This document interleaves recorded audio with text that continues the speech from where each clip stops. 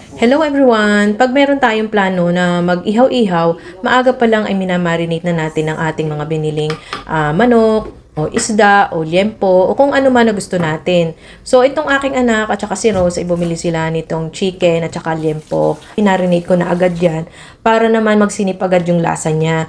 Siyempre, ating kailangan linisan yan, tanggalin ang mga puil at saka yung mga malalambot na ano niya, kung ano-ano diyan na alam mo na pwedeng hindi na natin kainin.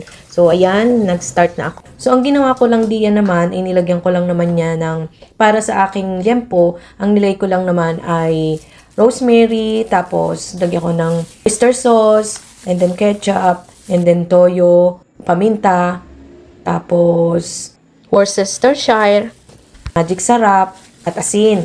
So, ayan na nga ang ginawa ko. Agad-agad ko siyang minarinate para mailagay sa ref. Tapos itatago natin yan sa ref para kinabukasan natin gagamitin.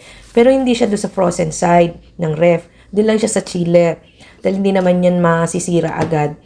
Tapos ang ginawa ko naman dito sa aming manok ay nilagyan ko naman siya nitong binili namin na pang-barbecue sauce. Tapos tinimplahan ko lang ng kaunti yan para naman maging mas malasa. At yung lasa niyan ay mas medyo matamis-tamis since ang mga bata nga ay mahilig sa chicken.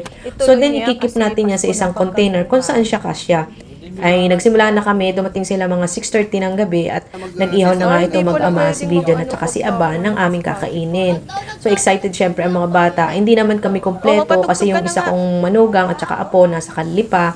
And then ito namang aking isa ay nandun naman sa family niya sa Managpi, sinatintin.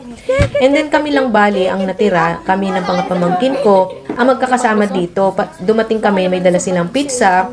At ayan, nag-start nga kaming magkainan nung dumating ay mga batutang ito.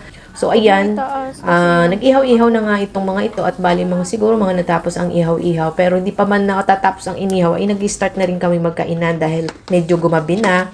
So ito, nagkainan na nga kami at masaya naman kami nagkakainan diyan kahit kami ikakaunti. Thank you for watching. Happy Easter!